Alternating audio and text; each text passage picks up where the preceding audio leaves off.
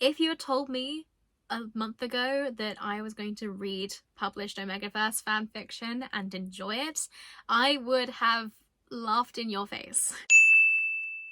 Hello everybody and welcome back to another video. So, how are people's New Year's resolutions going? Mine are not going well. One of my ideas was to do a couch to 5k, but it's winter and I have asthma, so that was, not going to work out at all. And then another of my resolutions was to buy less books, but again, that hasn't really worked. But something that is working quite well for me so far has been my resolution to challenge myself with things that I read kind of a wider range of authors, a wider range of genres, to try and diversify my bookshelf as much as possible. And I have already read like 9 books this year so far, and they've kind of come in a lot of different genres and come from a lot of different authors from different backgrounds, and I've been really enjoying it. I've been learning some new stuff, and I mean, it kind of speaks for itself, the fact that I have already found 2 5-star reads in the past month, when in the whole of last year I only rated 4 books 5 stars. So it's been going quite well, and now I kind of want to take it to the next level by taking on another one of my reading challenges. So this February I'm going to be tackling a particular genre that I am not the biggest fan of. I've always said that I am not a fantasy girly, and I've never really kind of gotten into the kind of high fantasy, like fae, elf kind of books. I am very much a literary fiction person. I like a little bit of sci-fi, a little bit of historical fiction. The closest I come really to reading fantasy is mythological retellings, I guess. But even then, I personally don't tend to class those as fantasy. At least not really the ones that I read. They tend to lean more towards historical fiction or literary fiction. But this February we are going to change that, and for the next 29 days I am going to be a fantasy girly. So I thought that I would start off with something that is a little bit more to my tastes. I don't want to dive straight in with like a big old high fantasy book and immediately put myself off at this challenge. So for my first book this month I have chosen Threads That Bind by Kika Hatsupolo, and this is a kind of Greek myth inspired fantasy book about descendants of the Greek gods who have certain powers according to who their parents are. So I already know that I'm going to enjoy the premise of this book, and also, just as a side note, it's got sprayed edges, which is very exciting. But yeah, I will check back in when I've finished this book and I will give you my thoughts on the first book of this challenge. Hello, it is the 4th of February and yesterday I finished reading Threads That Bind by Kika Hatsupolo. This is a dystopian fantasy that is kind of inspired by mythology, and it focuses primarily on Greek mythology, but there are kind of several other world myths mentioned, like Egyptian mythology, Norse mythology, all of that stuff. And it's set in a world in which the descendants of certain deities have powers inspired by those deities, and our main girl, Io, is descended from the Fates, and that means that she can see these threads of fate that kind of connect people to other people or objects that they have this kind of connection of love or loyalty to. But also, as the youngest of 3 siblings, Io also has the power to cut these threads of fate and sever this connection between people and things, or people that they love. And that kind of gives her a little bit of a bad reputation, a bad rap in this society. People tend to view her as untrustworthy or dangerous. And one night she is a witness to this kind of mysterious and brutal murder, and this is actually part of a string of murders that have been happening across this city, and she is thrown together with this guy who also witnessed the murder, And this guy just so happens to be quite high up in this gang that rules this part of the city, and they kind of get thrown together and are made to investigate this string of murders. However, Io, unlike most humans, can see these threads of fate that connect people to other people, and she sees that her and this other guy have a soulmate thread, and they are fated to meet and form a connection and potentially fall in love. Except this other guy doesn't know that, and she kind of debates whether to tell him or whether to keep it a secret, or even whether to cut that fate thread and set him free. And that's kind of where the romance comes in. And I wasn't really expecting to enjoy that romance because I'm really not a fan of the whole kind of soulmates or fated mates, whatever you want to call it, trope. But I did actually quite enjoy the chemistry between Io and Ede, who's the main male love interest. Both of those characters have a lot of depth to them.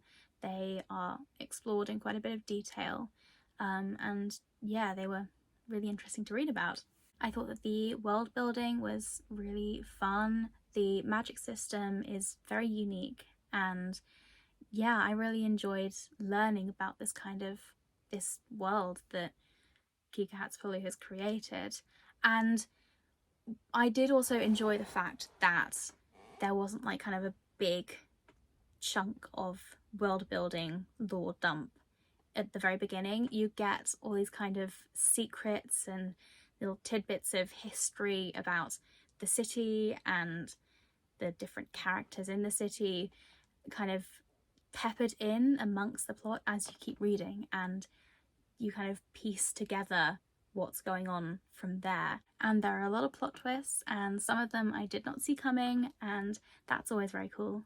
And something else I really, really enjoyed was the fact that this book has a really diverse cast of characters. Like, there are a lot of characters of colour, there are several trans and non-binary characters, a lot of queer characters, and in particular what I loved was the fact that this kind of inclusion of such a diverse cast of characters felt really effortless. Like, it didn't feel forced.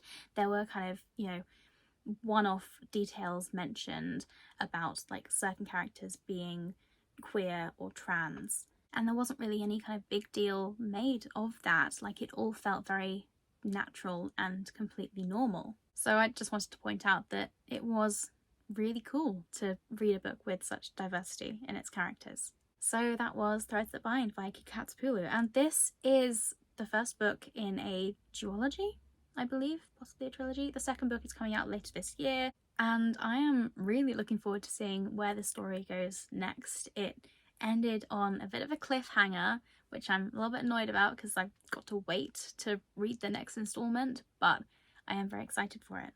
I am currently about halfway through reading Legends and Lattes. I started it yesterday.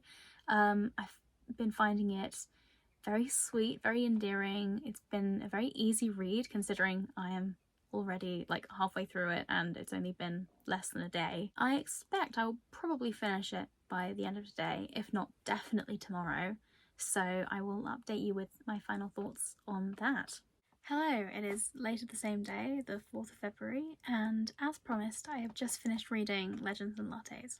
This book has been pretty much everywhere the last year and a half, I guess, like ever since it was published. It's been described as like the cozy fantasy book, and honestly I was a little bit nervous before going into it because I really didn't think that it was going to live up to all of the hype, but I am pleased to say that I did really, really enjoy it. The book follows an orc named Viv who retires from her campaigning and fighting and bounty hunting and decides to settle down and live a little bit more of a peaceful life, and she opens up a coffee shop in a town where no one actually knows what coffee is. If I had to describe this book in one word, it would probably be endearing. It was a very, very sweet read. It had this kind of found family element to it. It was just about Viv making connections and friendships and bonds with people and living out her dream, I guess. It was all very, very wholesome. And honestly, I am really pleased that the book lives up to the hype. Like, I feel like it's quite a good book to start with if you haven't read a lot of like high fantasy. Like, if you're like me and you're not typically into like high fantasy books, but you possibly want to get into that kind of genre, or you enjoy like coffee shop AUs or just general kind of cozy found family vibes, I think that this is definitely a good recommendation. So that was Legends and Lattes by Travis Baldry. Next up, and I am honestly so excited to start reading this, I'm going to read Masters of Death by Olivia Blake. I've never actually read an Olivia Blake book before. I've had Alone with You in the Ether as an ebook saved on my Kindle for months now and just never got around to it. And honestly, I feel like she's the kind of author I would vibe with. So I'm very much looking forward to starting this, and I do have high expectations. The concept of this book in particular really intrigued me. It's got a lot of elements that I really like to read about, like reluctant allies, kind of kooky characters, a little bit of found family perhaps. So yes, I do have pretty high expectations, and I will get back to you with my thoughts. Hello, it is the 13th of February, and yesterday I finished reading Masters of Death by Olivia Blake. This is one of those books where the plot is quite difficult to describe because it's very complex and you don't necessarily want to spoil anything. I think it's best if you go into something like this completely blind and not knowing what's going on, because you gotta be comfortable with the feeling of not knowing what's going on for a lot of this book. Basically, you have a bunch of different characters with like some kind of supernatural connection, like a vampire, demon, a reaper, a demigod, the godson of death himself. It sounds like the start of a bad joke. A vampire, a demon, and the godson of death walk into a bar. Basically, a bunch of these different characters are kind of drawn together and get sucked into this plot to overpower death and destroy reality as we know it. I was completely right in saying that I was gonna vibe with Olivia Blake's writing. Like, I love books that have like an omniscient narrator, but the reader themselves is not omniscient. Like, there are kind of little tidbits of information that get revealed to us throughout the course of this book, and when it gets to a point towards the end where like everything comes together and you finally understand everything that's going on, it's a real moment where you're like, oh, that is clever. I love the fact that the characters are all so driven and so motivated, and that their desires and their flaws and their secrets are all explored in a lot of depth. So, you know, even though they're not necessarily making the best decisions and they're all kind of morally grey to a certain extent, you like fully understand why they're making those decisions, because they desire certain things so much. There's also a real focus on the relationships between these characters, both platonic and romantic, and the banter between them, like the dialogue between these characters is so much fun to read. Like, it's so kind of fast paced, and you can tell that a lot of them really don't get on with each other at first, and there's a lot of kind of animosity between them, and that just makes the kind of development of their friendship or their relationship so much more interesting to read. It deals with themes of family and loyalty and betrayal and mortality, and most of all love, which is what really drives this book. I would compare this book to Good Omens in terms of like writing style and characterization. They share kind of similar tropes of immortal beings kind of messing around on Earth, with fairly interesting consequences for mortals. So if you enjoyed Good Omens, either the TV show or the book, I would definitely recommend checking this one out. So that is Masters of Death by Olivia Blake, and honestly, I'm really looking forward to checking out more of Olivia Blake's work. Oh no, B-Reel's just gone off. Hang on. Give me 2 seconds. Okay, and we're back. So I am currently reading The Poppy War by R.F. Kuang, and I think I'm like maybe 40% through it. I've like just gotten to the bit where like the fantasy element of the book kind of becomes more relevant, because up till now it's been very kind of historical fiction, kind of slightly dark academia, and now we're like just getting into the juicy part of the story. And yeah, I am enjoying it so far. It's kind of a similar formula to Babel, which I'm definitely not complaining about because I loved that book so much. But I am definitely very interested to see where the story goes. And also, look what just came in the mail today. It's my copy of Legendborn, which I ordered last week, maybe? It wasn't actually that long ago. Like, this came so quickly. I have heard such good things about this book, so I am very excited to read it. I'm thinking I might start it after I finish The Poppy War, unless I get super impatient. So I will see you in the next update. Hello, it is the 21st of February, I think. It's been a while since I updated you, and got lots to talk about, so let's get right into it. So, the other day I finished reading The Poppy War by R.F. Kuang, and this is the first book in a trilogy, and it's kind of this kind of speculative fiction fantasy type book that's set in this made up country, but it's very much inspired by events that really happened in, I think, 20th century Chinese history. And the book follows our main girl, Rin, who enrolls herself in a military academy in order to escape a arranged marriage.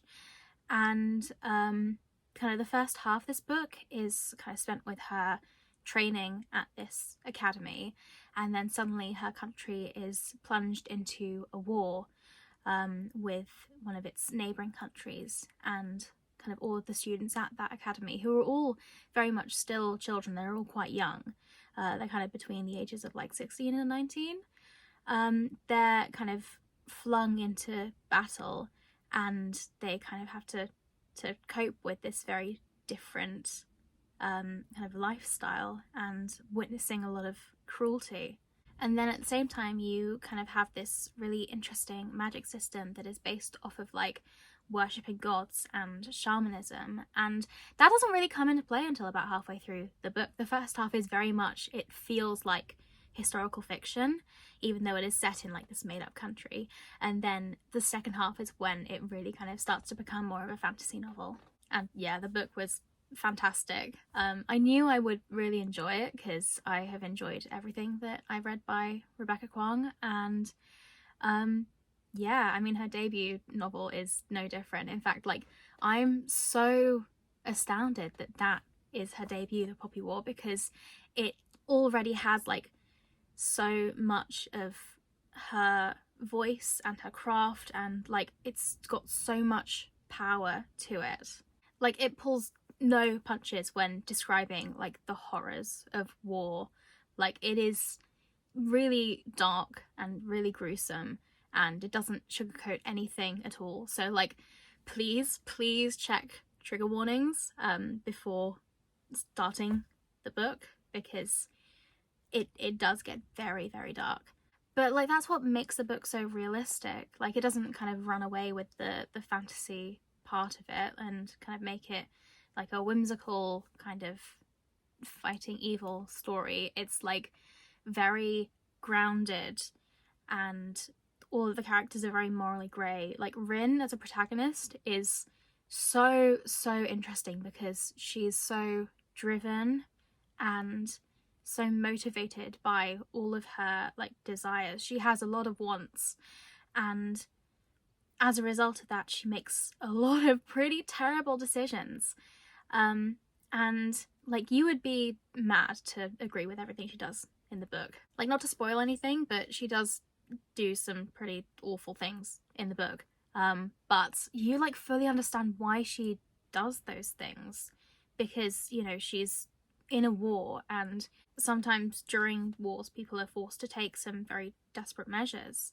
And yeah, she's just a really interesting character to follow, and despite everything she does, you still find yourself rooting for her. So yeah, that was The Poppy War. I did really enjoy it. I am kind of scared to commit to reading the rest of the trilogy because they're all very long books, and I don't know if I have the energy to commit to that, but I'm sure that I will probably read the rest of them at some point.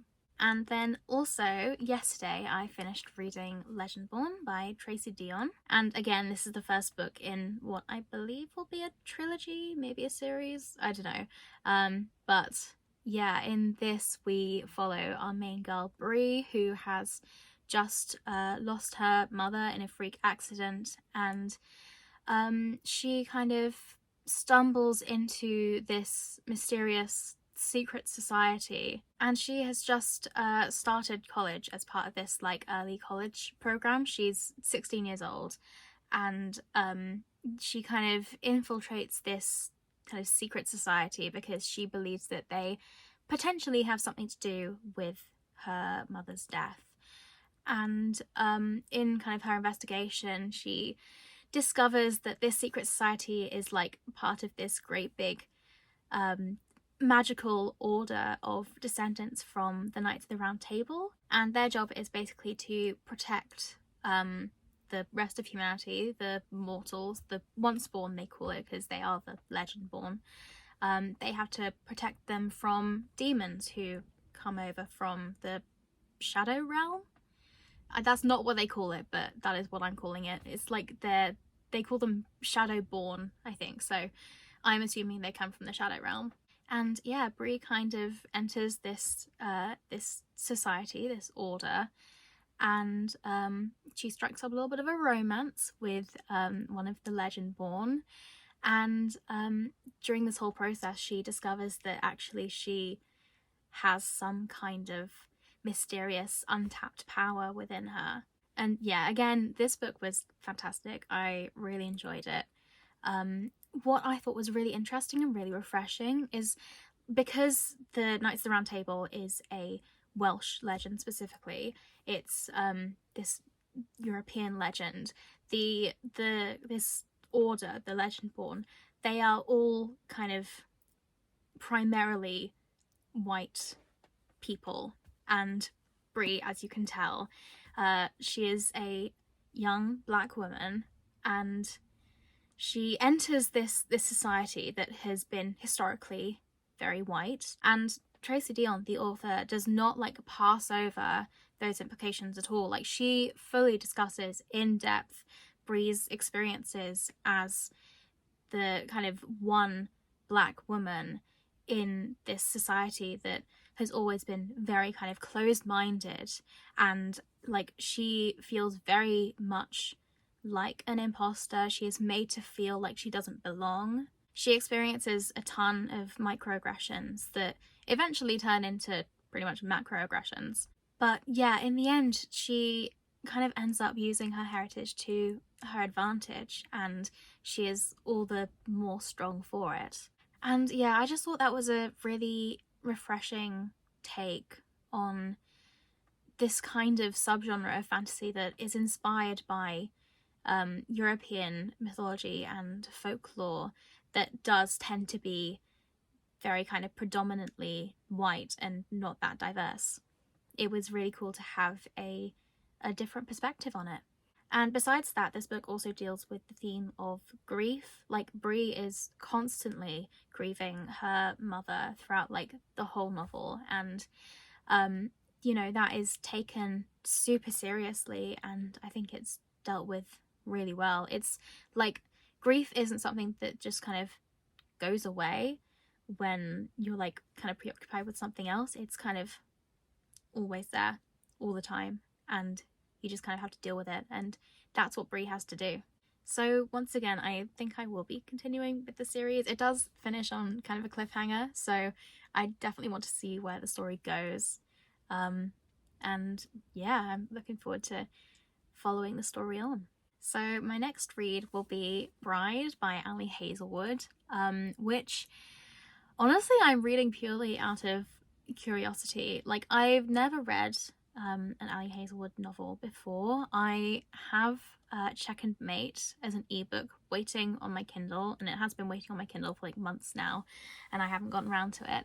So maybe this might kind of indicate whether or not I actually want to pick it up. However, I don't think I'm going to enjoy this particularly. Like, my expectations are pretty low. Like, I kind of know what it's about. I've seen all of the memes about it already. I have read my fair share of Omegaverse fanfiction on AO3. So yeah, my expectations are quite low for this, but I'm going in with an open mind. I'm like fully willing and hoping that I'll be proven wrong. And yeah, I'm curious to see what the book is like, because there have been a lot of people I've seen who have really enjoyed it, and then there have also been some people who haven't enjoyed it as much. But yeah, I will let you know my thoughts when I finished. Hello, it is the 23rd of February and I have just finished reading Bride by Ali Hazelwood. This is a paranormal romance novel that follows a vampire called Misery Lark, which honestly just gives the vibes of, hello, my name is Ebony Darkness Dementia Raven Way and I have long black hair, and Lo Morland, who is the alpha of the local pack of werewolves. And they've kind of been pushed into this marriage of convenience in order to maintain a peace treaty between the vampires and the wares, which is what they call the werewolves, because they're kind of mortal enemies and they've been very much at each other's throats literally for many years now. I was fully expecting not to enjoy this book. I was thinking that it was going to be a flop, but it's actually ironically kind of a slay. Like, I absolutely raced through this. It's, almost 400 pages long and I read it in 3 days. I really enjoyed the kind of political intrigue aspect of it. It turns out that there's kind of a plot against the werewolf pack, and a lot of the book is spent investigating that and also investigating the disappearance of Misery's best friend. So that was really cool. I was kind of under the impression that it was going to be like solely a romance book with like a lot of smut, and there is smut in this book, or I guess spice you would say in the BookTok world, because we're not on AO3 anymore. Like, there are sex scenes, and to be honest, they're not my favourite part of the book. I don't think I'm ever going to look at the word not in the same way ever again, but they actually come up a lot less often than I thought, and the romance itself turns out to be a lot more slow burn than I thought it would be. So yeah, a lot of time in the book was dedicated to the plot, and it was a really, really interesting plot. I did kind of guess some of the plot twists, but then again there were also plot twists that I didn't guess and took me by surprise, and that's really cool. So in conclusion, I think it's safe to say that I did underestimate Ali Hazelwood quite a bit, and I'm really glad that I was pleasantly surprised by this book, and I do thoroughly look forward to reading some more of her stuff. Possibly not the adult romance stuff, but definitely Check and Mate, which I do already have. And yeah, I look forward to reading that. So next, in terms of physical books, I think I'm going to tackle Stardust by Neil Gaiman. I think this will be a nice way for me to kind of dip my toes into kind of the high fantasy subgenre. I feel like I am much more of an urban fantasy and magical realism type person rather than high fantasy, but I remember watching the film version of this quite a long time ago and enjoying it, and I remember having kind of similar vibes to like The Princess Bride, perhaps, which I love so much, both the book and the film. So yeah, also it's a very short book, which is nice because sometimes I feel like high fantasy books tend to be on the longer side with a lot more world building and lore to get through. So yeah, hopefully I will finish this fairly quickly and I will give you an update when I'm done. Hello! Hi, how are we? It's been a while, for me at least, probably not for you. Yeah, it is the 5th of March, and yeah, I know we're not in February anymore, but I need to finish the video, and it's been a pretty busy few days. I went to see Renee Rapp in concert on Friday.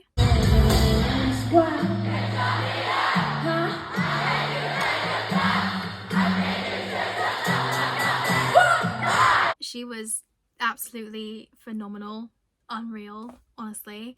And I've also had a good amount of time to probably sit with and consider the books that I've read over the last month, and in particular the last 3 books for this video, which I'm going to talk about now.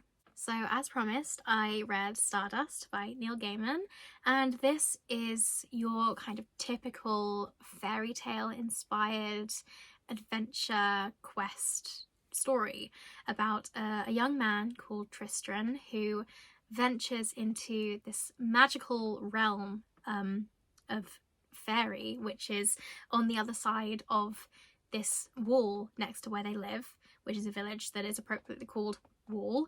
And he ventures into this magical world in order to retrieve a fallen star for his this young lady that he is crushing hard on. He is just trying to riz her up by bringing her this fallen star, but things become a little bit more complicated when he realizes not only that this star has taken on the form of a woman with her own like thoughts and feelings and sentience, and she's a little bit reluctant to come home with him, as you know you would be if you were just fallen out the sky and a young man was trying to abduct you. Not only that, but also a fair amount of people from Fairy are also looking for this fallen star for their own reasons, most of them quite sinister. And yeah, the plots from there. It's like very clearly inspired by folklore and fairy tales. Like it's told in the same kind of voice that you would find traditional fairy tales kind of told in. It's very like Brothers Grimm-esque, not only in terms of like narrative voice, but also in terms of like stuff that happens in the book that isn't necessarily child friendly, I guess. Like there's a lot of like political intrigue and murder plots and just general death. But like other than that, it is quite a whimsical story. Like there are quite a few kind of whimsical elements to it. Some bits are quite silly. The dialogue is fun. There's quite a lot of kind of banter between Tristan and the star. I think actually this is one of those rare occasions where I feel like the movie is better. And I feel like people are going to hate me for saying that, but it's true.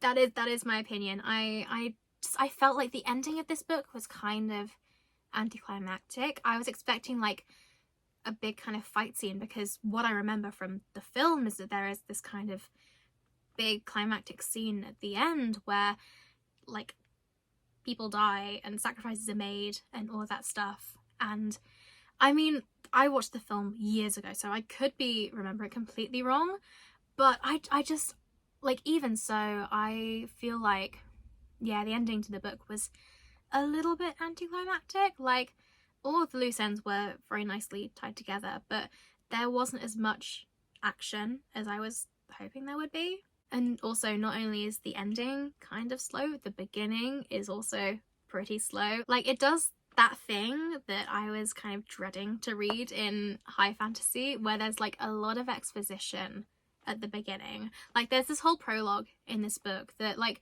it sheds some light on the whole story, and like I get why it's there, but also it was just quite boring. So yeah, not a big fan of lore dumps in general.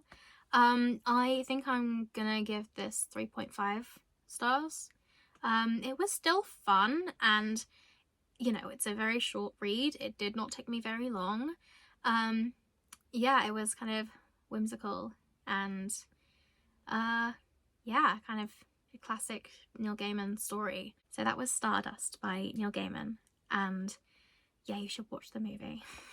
Then I read The Last Tale of the Flower Bride by Roshana Chokshi, and again, this is a very kind of fairy tale inspired novel. I'd say it's less fantasy and more like gothic, but there are definitely some kind of fairy tale / supernatural elements in there. This is a book that is kind of, it's dual perspective, and one of the perspectives is of this man who doesn't have a name. He's our unnamed protagonist, and he gets married to this woman called Indigo, and she is like this super rich, mysterious heiress, and she has like this one promise that she makes him make. There's like one condition of the marriage, and that is to not go prying into her past. And obviously like that makes this guy very curious about like what her past was like, right? So when they end up going back to Indigo's childhood home in order to kind of care for Indigo's dying aunt, his curiosity kind of gets the better of him, and he ends up kind of sneaking around this mysterious house that may or may not be sentient, and kind of uncovering and unraveling kind of different details about her past. And then you get this other perspective from Azure, who is Indigo's childhood friend, who kind of mysteriously went missing at some point during their adolescence, and you get kind of her telling the story of hers and Indigo's childhood, and they kind of were brought up together and were very, very close, like sisters basically, but you know that like something happened that caused Azure's disappearance. And yeah, again, this was a book that I read, like I don't know, there was just there wasn't much that really kind of grabbed me in the book. I didn't feel connected to any of the characters. Like they, like especially like the unnamed male protagonist just was a little bit dull. Like I didn't connect with him at all.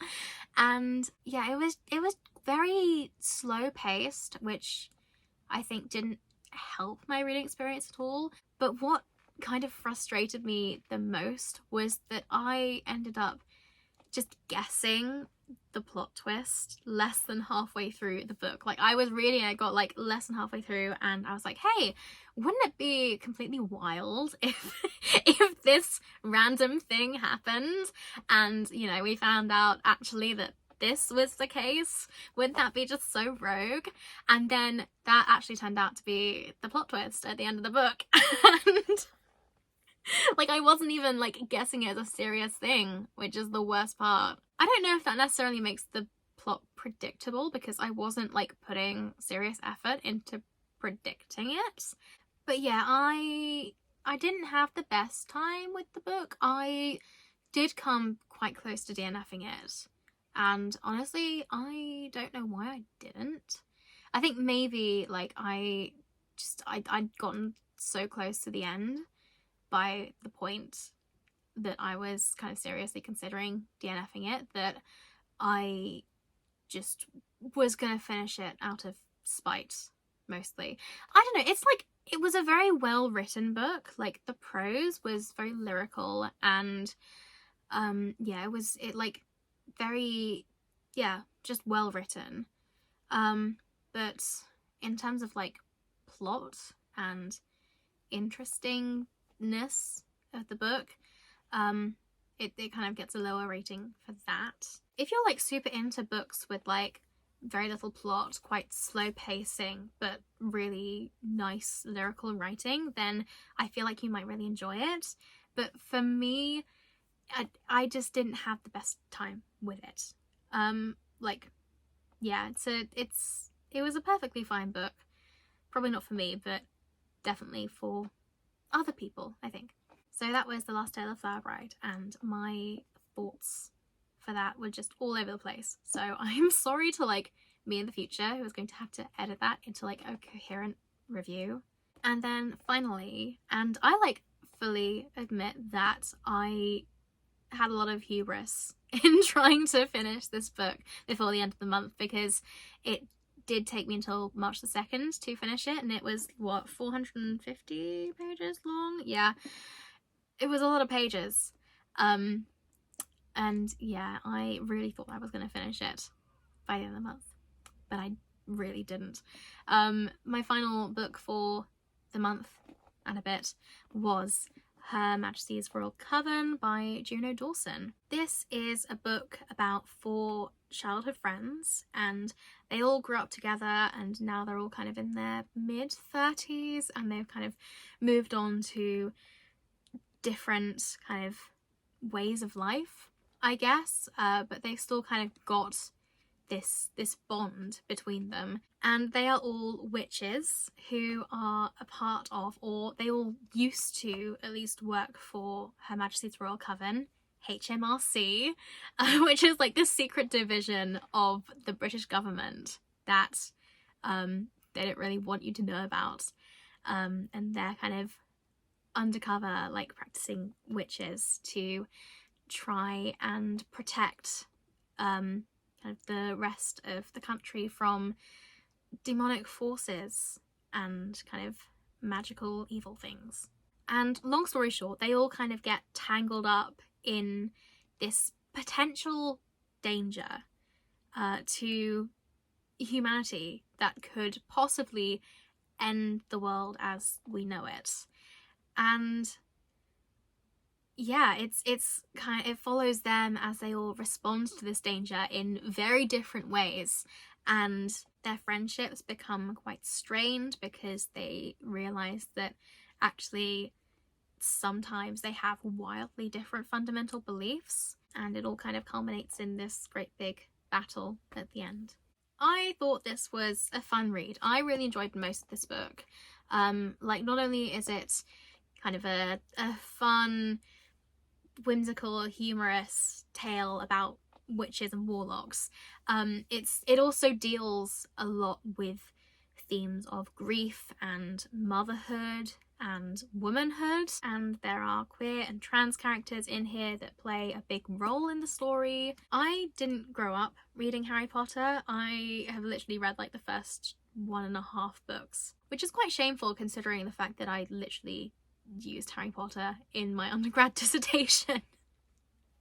Am I gonna get in trouble for saying that I didn't actually read the books that I used for my dissertation? Nah, it's fine, it was like 3 years ago. But I feel like this would be a fun read for people who grew up reading Harry Potter and therefore felt quite a big loss when J.K. Rowling came out with all that transphobia bullshit, and they're looking for something with similar vibes, similar kind of magic stuff, maybe with slightly more grown-up themes, grown-up characters, with more representation of queer and trans people written by a trans author, and also more representation of people of colour and discussions about how they might feel marginalised within this community of witches and warlocks. So if you like the sound of all of that, I would definitely give this a read.